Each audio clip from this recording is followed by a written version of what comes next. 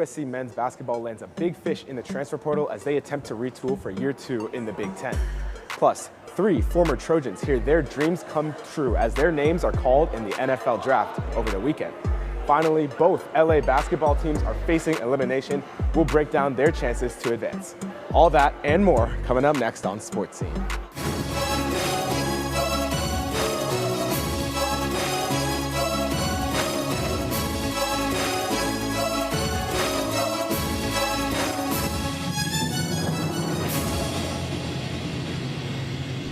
Welcome back to Sports Scene. I'm Nolan Ezett. I'm Liam Irvin. And I'm Chris Jose Nixon. The roster remake continues for USC men's basketball as they land another transfer. This time, it's Chad Baker-Mazara, the wing from Auburn. Baker-Mazara will be one of college basketball's most experienced players as he enters his 6th year. He spent the last 2 years at Auburn, earning all SEC honors and a Final Four berth with the Tigers last season. And he joins a deep Trojan transfer class, including Amarian Dickerson, the senior forward from Robert Morris, Rodney Rice, the junior guard from Maryland, Ezra Asar, the senior forward from Utah, and the center from Youngstown State, the junior Gabe Dines. Last week, incoming USC recruit Elijah Arenas was involved in a single-car accident while driving home from the gym. Arenas lost control of his vehicle and collided with a tree and/or a fire hydrant. He was removed from the vehicle, but he was hospitalized and put into an induced coma due to the smoke he inhaled. Thankfully, Wednesday morning, he was released from the hospital without sustaining serious injuries and is currently resting and recovering. Arenas, out of Chatsworth in California, is the son of former NBA star Gilbert Arenas. He is a 5-star recruit and the gem of USC's incoming freshman class. He played earlier this month in the men's McDonald's All-American game. So, all types of incoming talent this year for the Trojans. I think it's fair to expect a better result than they had last year, but I want to ask you, Liam, what should we expect from this year's Trojan team? I mean, I think it's a very talented team on paper. You mentioned it in what you were just talking about, a super deep team front to back. 26-year-old Chad Baker-Mazara is a good addition overall. I'm worried about the culture a little bit, something Eric Musselman has struggled with in his career at Arkansas. Super talented rosters top to bottom, but not a culture, not a unity. And especially when you hit the portal so hard in today's day and age, you're bringing in 4 guys who could arguably all start towards the beginning of the season, and they have no playing experience together. I think the floor for this team should be the NCAA tournament, and the ceiling could be a run of some kind. Do I see it happening? I'm a little concerned. I'm not sure. Well, I agree that there's going to be a lack of culture. It's the same thing that USC had this past season. It's an entirely new team. That said, though, the godfather of bracketology, Joe Lunardi, came out, with his predictions. He has USC as a 4 seed, and I think that might even be a little optimistic. But that said, I think that just goes to show how talented this squad is. Just as an early prediction for a starting lineup, it could look something like Rodney Rice, Elijah Arenas, Chad Baker-Mazara. That'd be a small lineup so far, but it's the most talented. Maybe Terrence Williams and then Gabe Dines. That's a talented squad. It's small, but it's very talented. And I think the size, and maybe a smaller starting lineup, but they have a lot of size on this team. Out of the incoming class, 6 players, and this is the transfers in the just all the transfers that they have coming in. 6 players that are 6'7" or taller. That's some decent size in college basketball. They have the number 6 overall incoming class. I agree they should absolutely be expecting to make the tournament, and I think if you make the second round, you consider this a decently successful season for the Trojans. But now we're going to go to the replay room where Casey will break down USC's new big name transfer. That's right, Chris. The Trojans brought in a versatile veteran in Chad Baker-Mazara from Auburn to bolster the starting 5. He's got size and experience and maybe, just maybe, enough star power to get USC back to the NCAA tournament. Let's break down some tape here. Has his back to the basket against Florida. Doesn't matter. Walter Clayton around him, and he's going to drive all the way. Teardrop finish. That's sweet. He can get downhill pretty nicely. He can also shoot from outside as well and create some space on the floor, something USC struggled with last year. We see him here in isolation, top of the key, in some isolation defense, driving downhill. Two defenders on him, and no really clear passing lane, but no passing lane, no problem. He's going to take that fadeaway, kind of the leg kick there on that jump shot, and that's 2 points for Auburn again. So Chad Baker-Mazara can space the floor. He can shoot the 3 if he needs to, and provide the wing scoring that USC severely lacked last season. This season, however, Eric Musselman and company look to make USC basketball relevant again. Well, that's all for the men's basketball side. Over to Nolan for some women's hoops news. Yeah, thanks, Casey. Women's basketball head coach Lindsey Gottlieb has filled one of the 2 open slots in the coaching room. Nikki Blue was hired by the LA Sparks in January as an assistant coach, but will serve the Trojans in the same role. Blue boasts extensive coaching experience at the professional and collegiate levels, although she has struggled to find a forever home. Recently, Blue has been an interim head coach with the Phoenix Mercury and an assistant coach at Arizona State. Women's basketball didn't just pick up a new coach. Today, freshman Washington State transfer Diana Mendez signed with the Trojans. Hailing from Paris, the 6-foot, 2-inch forward averaged 8.3 points a game and added 5.3 rebounds. Mendez looks to be dangerous in the paint as a big for USC. A Southern California native and UCLA graduate, Blue has been coaching for nearly 20 years since 2008, and Mendez's promising career is just beginning. USC still, though, has one spot to fill in its coaching room. Jalen. What's going on, Coach? Yes, Coach Ryan's here with the Texans. Oh, yeah, what's going on, Coach? How you doing, man? You ready to be a Texan? Man, let's do it, big dog. Let's do it, big dog. Let's do it. Ah! Let's do it, man. Yeah. Come on, man. Oh, man. Yes, sir. Hey, love it, man. We're fired up to get you, man, and felt like you were already a Texan. Now we make it official. The Trojan legacy marches on as USC's Jalen Smith and Woody Marks are Houston-bound, both being selected by the Texans in the 2025 NFL Draft. Additionally, Jonah Monheim joins the Jaguars' front line after being selected in the 7th round. As we mentioned, all three Trojans who entered their names in the draft had their names called, the first being cornerback Jalen Smith with pick 97 in the 3rd round to H-Town. Smith brings a physical presence with good speed and fundamental tackling. He recorded 58 tackles and 2 interceptions in the 2024 season at USC. Shortly after him, experienced running back Woody Marks was also selected to the Texans, joining Smith and already drafted Kalen Bullock as Trojans on the NFL squad. Marks was the go-to guy for the Trojans all year long after transferring from Mississippi State with a 1,133-yard season and 9 touchdowns.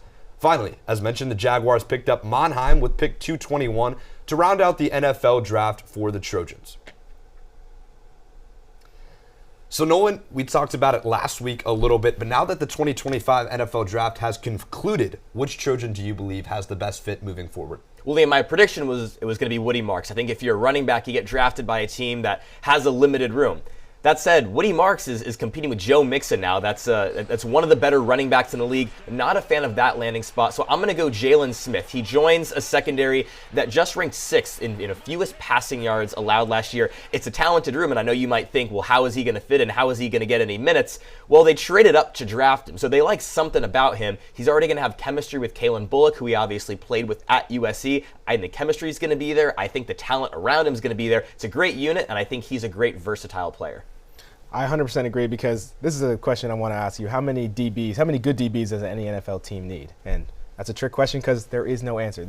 You can't have enough good defensive backs in this version of the NFL, these high-flying offenses. Jalen Smith is going to get some opportunities to come play for the Houston Texans. D'Amico Ryan's a fantastic defensive coach. I love that fit. I think it's a little unfortunate, kind of like you mentioned, that Woody Marks is behind a guy in Joe Mixon who can do it both as a pass catcher and as a runner. It's going to be hard to kind of break through there, but running back careers don't last that long. We'll see where he ends up in the future. Well, I think one of Mixon's weaker points has been his pass catching, and when you look at Woody Marks' perspective from an NFL draft standpoint, he was the best pass catcher for running backs in the entire position throughout this draft. I think that's a good steal. He could be a good 3rd down running back for the Texans, and looking at their depth chart, I think they look to him as the 2nd running back. I also want to point out a bit of a wild card. Eddie Czaplisky signed to the Chiefs. He is the 2nd of the 4 previous Ray Guy Award winners. So him and Matt Arriaza are going to battle it out. 2 punters for the Kansas City Chiefs, adding to their depth chart. Either way, though, as the Trojans take the next step to the pros, a new chapter is already beginning in LA. The future of USC football is on display. We bring in Thomas Johnson for more. Thanks, Liam. USC football just wrapped up spring practices, so let's take a look at the progress they've made. First, we'll hear from Keyshawn Silver, who transferred to USC this offseason. We can move people everywhere. I don't want to say no names, but everybody can play every position, so it's not just a one guy, one gap thing. It's going to be like this guy going to play all 4 positions, this guy going to play all 4. So just everybody made to play freely, Everyone's versatile. Yeah, everybody versatile. Yeah, absolutely. Like I said, a thing that brought me here was people that want to work. And I feel like every school should have a chip on their shirt on the defensive line, so especially being the most dominant physical group. So I thought it was the biggest thing. And also with the coaches having that edge as well, so that's the biggest thing. Silver was one of the most important gets from the transfer portal, along with fellow four-star stars Jamal Jarrett, DJ Wingfield, and John Ray Reed. All 4 players play along the trenches and will look to make a big impact for USC. The Trojans also have the #1 recruiting class in the nation for the 2026 cycle, seeing 8 names on that board there. These players won't contribute to USC this season, but their verbal commitments all represent a successful spring for the Trojans. So the ever-present question is still here, guys. Have the Trojans done enough this spring to get over the hump in the fall? Well, Thomas, I think what you need to clarify is, what is the hump? Is the hump winning a national championship? If that's the case, I would say absolutely not. I don't envision a future where that happens, this year. If the question is, can they make it to the college football playoff? I think there's absolutely a chance. The Trojans, despite their mediocre at best record, were not a bad team at all. They averaged 30 points a game, only allowed 24 points a game. The record can be a little misleading, and I think when you look at this team, it's more talented. The transfers and the additions that this team is getting, plus just another year of this new coaching staff, I absolutely think that can help the squad. Yeah, I think this past season for the Trojans, they were a much better team than they were the year before from top to bottom. It didn't quite show in the record because, like you said, a lot of those close losses and a really inexperienced team, and that's why you get some of those games where they probably should have figured out a way to win. But I think they're on the right track, building through the trenches in that transfer portal. We're not really worried about the quarterback and receiver. This is USC. We know they're going to figure out that position with Lincoln Riley at the helm. So I think they're on the right track, and of course, that recruiting class, if they can get those guys in here and develop, then in the future, these next few years, then we can see them maybe starting to compete. Thomas, you mentioned a lot about that offensive and defensive line for the Trojans, specifically in the transfer portal. When you talk about adjusting to Big Ten football, those kind of corn-fed offensive linemen, how do you think that stacks up comparatively now after a good transfer portal run? I mean, it's hard to say, especially with how good the trenches are for a lot of other Big Ten teams, but I think the gets of Reed, Wingfield, Keyshawn Silver, and Jamal Jarrett, I think those are going to be the most important pieces. And like you mentioned, Nolan, what is the hump? I think the hump is getting to the college football playoff. I do think the Trojans can do it in this upcoming fall. I really don't know. It'll be a big test to see. I'm pretty excited. Obviously, I'm graduating, but hopefully the Trojans can bring you guys a couple of college football playoff runs before you leave. But that'll lead us into a break. USC baseball are winners of 7 straight, and they have a rivalry series on tap against UCLA after beating CSUN yesterday. And USC beach volleyball is seeded 5th in the NCAA tournament. All that and more when we come back.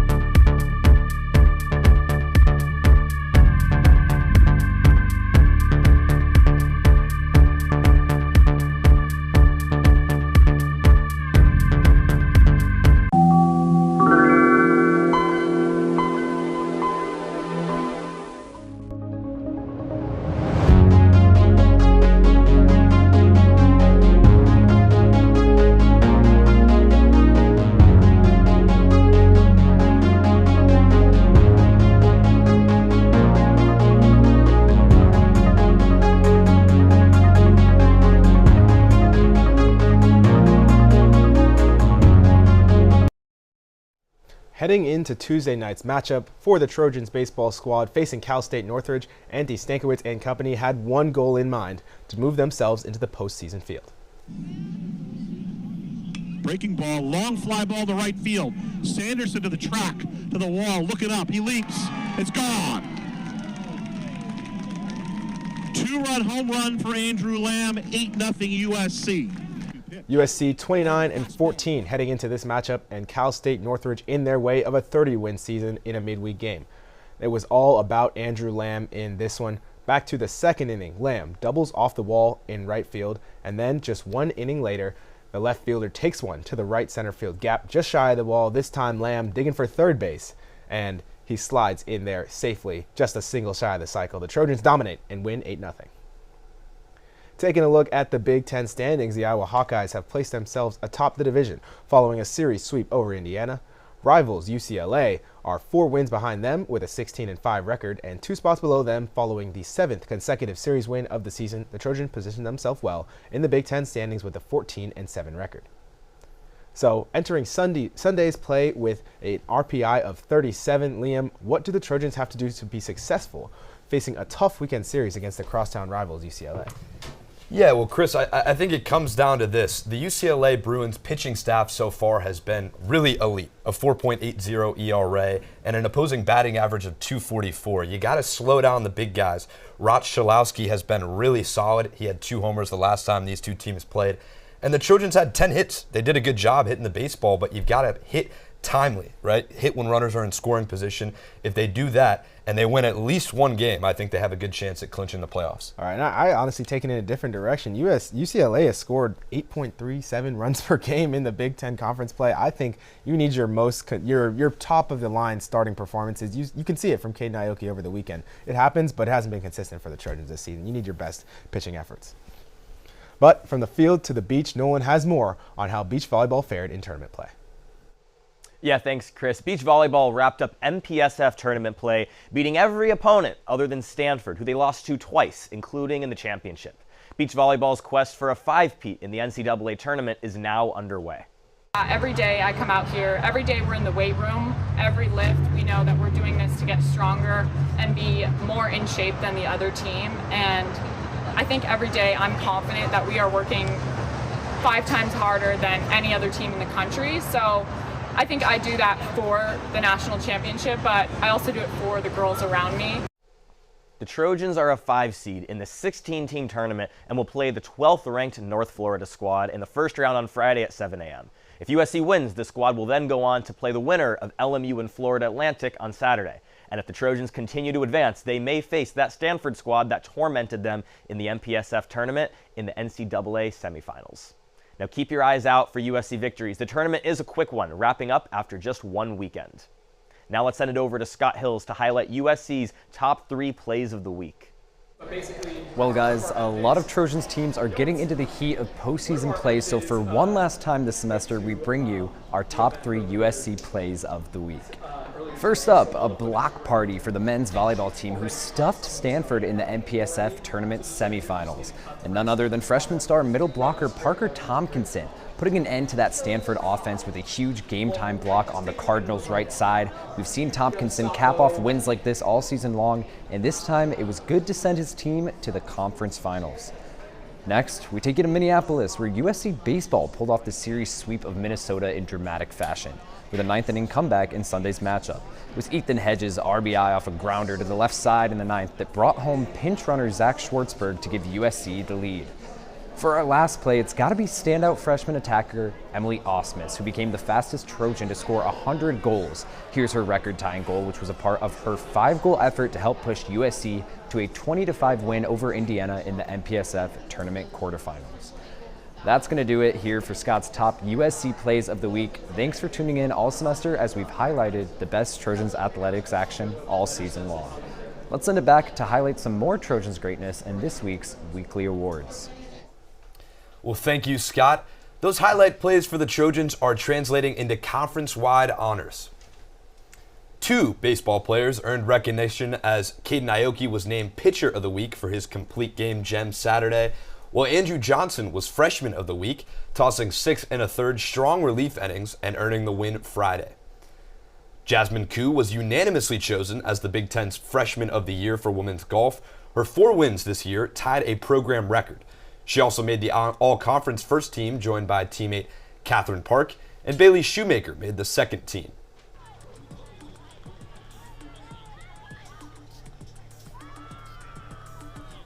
Well, now it is Unk's last time. The final Trojan of the week is upon us. It's never coming back, or maybe it is. Let's send it over to Thomas and Terrence's swan song. But before, it's time to watch some highlights from everyone's favorite segments. I just think we need to talk about how overall, as an individual, DeFron was better. As far as a team, it's just it's not comparable, the competition they play. It's so comparable. It's not the same. What? It's so Did comparable. you just compare an unranked because Indiana barely over 500 to the number one team in the country? But Hedge paying attention to your job. Yeah, my job is okay. a little, But let's talk. let's talk. Unfortunately, we're gonna have to wrap it up here. Gramps here has to get to his midday nap. What a fun run it's been, but it's now time for the final Trojan of the week ever. I will be upset if it continues past my retirement. My name is Thomas Johnson, alongside Terrence Holton. Terrence, I might actually miss you. But enough of the pleasantries. We're making it special today and doing Trojan of the semester. My Trojan is water polo's Emily Osmus. The 2024 Olympian earned the MPSF Newcomer of the Year award and earned first team honors. Osmus put up a team-high 109 goals and was second on the team with 51 assists. She ended the MPSF tournament in third all-time in goals in a single MPSF season across the entire conference. Well, for Grandpa's last show, I'm taking someone who is anything but a grandpa on the track, that being Johnny Brackens Jr. Brackens Jr. has had a stellar year for the Trojans, winning the 60-meter hurdles and long jump at the Big Ten Championship, placing third in the USA Track and Field Indoor 60-meter Championships, and contributing 5 points to the Trojans Indoor National Championship. And let's take a look here at this graphic here.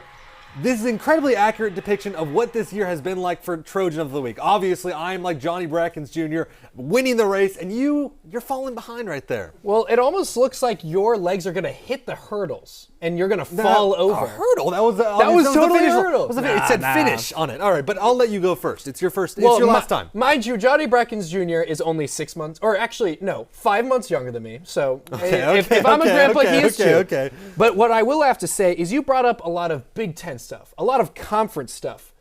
She is doing this, Emily Osmus, at the national level. 109 goals, first in USC history in a single season. Also on the conference level. It's also on the 109 goals. She's doing that at the national level. It's both levels. It's also at the MPSF level. You have to agree with that, right? It's both the conference and the national level. Well, mind you, okay, let's talk about Brackens' performance at the national level, because he finished 8th in long jump, 4th in the 60-meter hurdles at the national level. Not bad at all. Not bad at all. Emily Osmus is at the top of the country in goals. She was also, I want to point this out. Do you know that she won 0 MPSF Players of the Week? How is the best player? Yeah, and she became the MPSF newcomer. I don't care about newcomers. I care about the player of the week. I care about the player, not the newcomer. And sure, I'll give you this. She was the best newcomer of the country. I'll give you that. How about that? Yeah, and you know what? Johnny Brackens wasn't even the best runner on his team. DeJarge DeFran won Big Ten Athlete of the Year.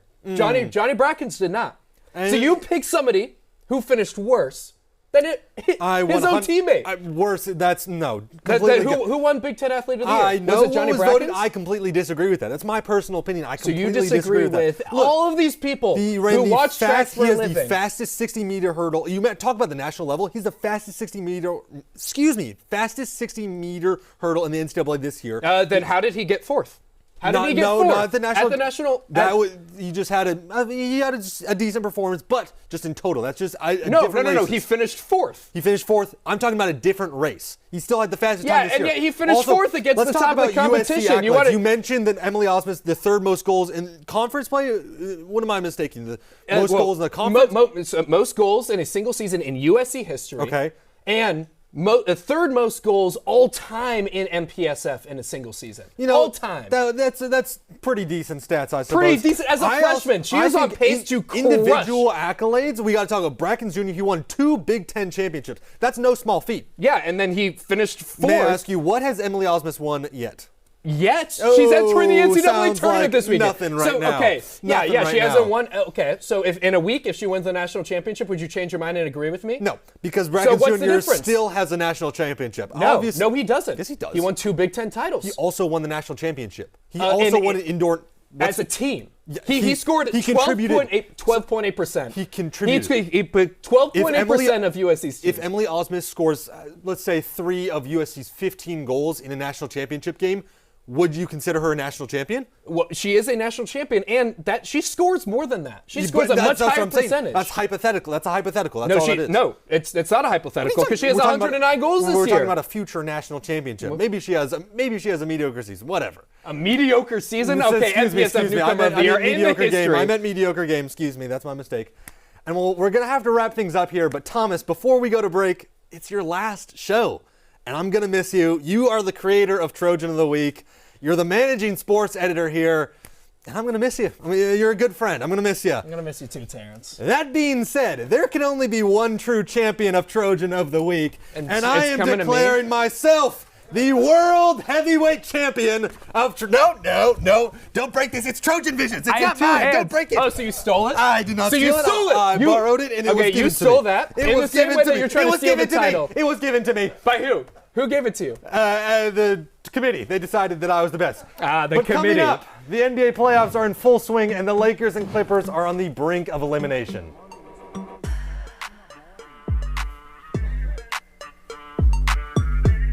I've replaced your shoelaces with fruit by the foot. So you did. I replaced your fingers with fruit by the foot. Bravo. I've replaced your bones with fruit by the foot. Indeed you have. I replaced your guitar strings with fruit by the foot. Seems like a step backwards, but alright. I've replaced your DNA with fruit by the foot. That would be end of game, my friend. Fruit by the foot. Fruit-flavored snack. Are you guilty of driving while talking on your cell phone? Hi, Billy Mays here for the Jupiter Jack. The most convenient hands-free device for any cell phone, guaranteed. Plug it into any phone and mount it on the dash. Preset your radio to 99.3 FM and you're ready to go. Jupiter Jack transmits quality sound through the speakers in your car. Instead of hearing music, you hear the other person. No plugs, no wires, no hands. Call now and get the Jupiter Jack for just $40. Order right now and we'll cut the price in half. You'll get the Jupiter Jack for only $19.99. As a bonus, we'll also include the Jupiter Jack phone mount. It mounts easily and adjusts to fit any shape or size phone. Just pay separate shipping and handling. That means you get the Jupiter Jack and the phone mount, a huge value, all for just $19.99. Have your credit card ready and call 1-800-346-5231. But call now. We're giving away a bonus dashboard mount with all of today's orders. So call 1-800-346-5231. Call now. Welcome back to Sports Scene. 2 series have wrapped up in 4 games for the NBA playoffs, and the Clippers and Lakers have now entered must-win mode. We bring in Daniel Palmore for more. Daniel, what do you got? Thanks, Liam. Postseason action in the NBA is heating up, and both teams in Los Angeles are now on the brink of elimination after hot starts.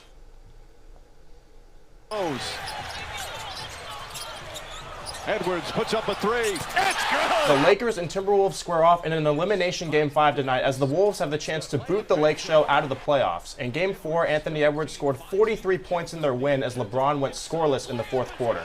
And Aaron Gordon's game-winning dunk in the Game 4 against the Clippers might prove to be series-changing. The Clippers lost Game 5 in Denver 131-115, and they could not stop Jamal Murray as he scored 43 points. James Harden and Kawhi Leonard combined for just 31.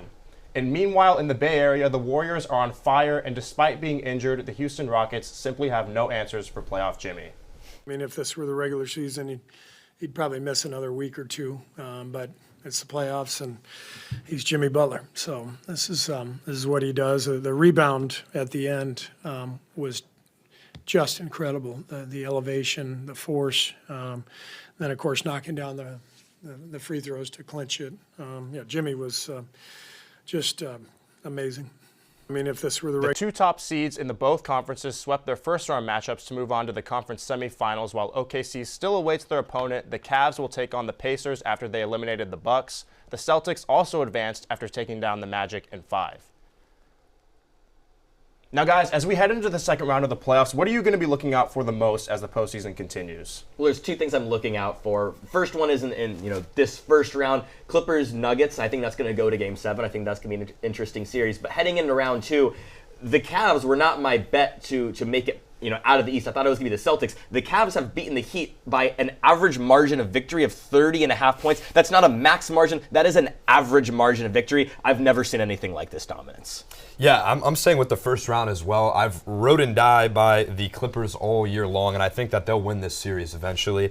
Murray, shooting 17 of 26. He's not going to have a game like that again. And keeping Jokic to 13 points, I think Zubac has done one of the most impressive jobs I've seen at containing Jokic all season long. And I want to see if these veterans, especially out west, can get the job done. We talked about Leonard and James Harden. They have some work to do here. Steph Curry, he's 37. See if he can get it done in this first or maybe even in the second round. LeBron and Luka on the brink of elimination. I want to see if they can fight it off. I'm looking ahead a little to the second round because I want to see if the Oklahoma City Thunder can prove their doubters wrong, because they had a relatively easy series against the Grizzlies in the first round. John Morant got hurt, and sticking on the Clippers and Nuggets, they're going to play one of those two teams. So I think it's going to be a great opportunity for them to prove that they really are championship contenders. But that's all we have for the NBA. Now it's time to close out the show with some fun Trojan facts. Well, you're exactly right. Thanks, Daniel. It's our last episode of the year. And let's do some Trojan trivia in honor of our last episode. We're joined alongside three seniors, their final shows. Thomas Johnson back on the couch, Daniel Palmore, Chris Jose Nixon. Let's get into it. For question number 1, how many medals did USC athletes win in the Paris Olympics? Is it 13, 18, 11, or 15? Thomas. See, I wrote the recap of this for Annenberg Media, so it'd be really embarrassing if I got it wrong. I kind of forget. I'm going to say 13, though. I'm pretty sure it's 13. This is tough because there's some international athletes, some for the USA. I'm going to go with 18. Well, I'd be a fool not to follow the man who wrote the recap, but even himself don't follow me. doubted his own opinion, so I think I actually should deviate from that. I'm going to go with 15. I'm going to go with 13 as well. If Thomas wrote the recap and said that's the answer, I'm going to agree with the managing sports editor of Annenberg Media. No, Thomas. That's my bad. Thomas was wrong. I'll take that. Never follow the beat reporter is what we've learned. Next question, how many points did Juju Watkins score this season? Was it 1586, 1684, 1567, or 1639? Oh. I almost don't want to answer this one because I got the last one wrong. I feel like you have to go with the highest amount of points when we're talking about Juju Watkins. I don't think 1684 is a bad guess. If it is, it might have been due to her missed time. I'm going 1684 as well. 15 seems too low. I think that's I'm also going 1684.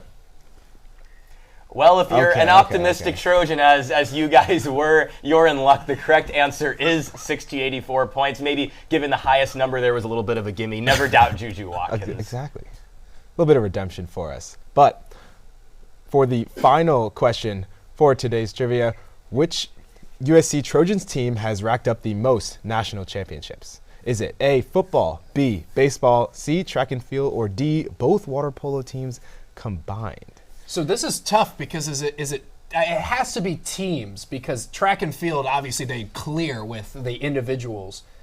I'm gonna go baseball. They have 12 College World Series or 12 national championships. I think it has to be baseball. Okay. Yeah, most in college baseball. I think I'll stick with baseball as well. I was going to go track and field because of all the success Olympians have had, but I mean, you made a good point about it being more of an individual versus a team thing. I'm going to stick with track and field. I am going to go baseball. I was originally thinking track and field because of all those individuals, but if that's not counting, if we're talking about team-wide, I highly doubt that number could top a perennial superstar baseball franchise. And it was track and field. Track and field. Yeah, they won that one this year.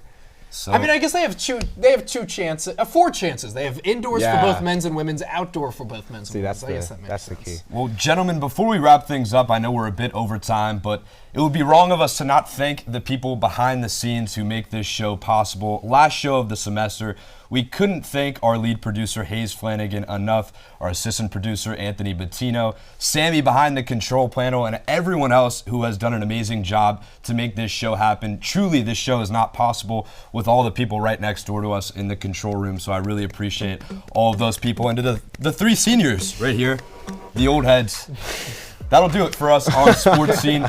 Come back next time. I'm Nolan Ezett. I'm Liam Irvin. And I'm Chris Jose Nixon. We'll see you.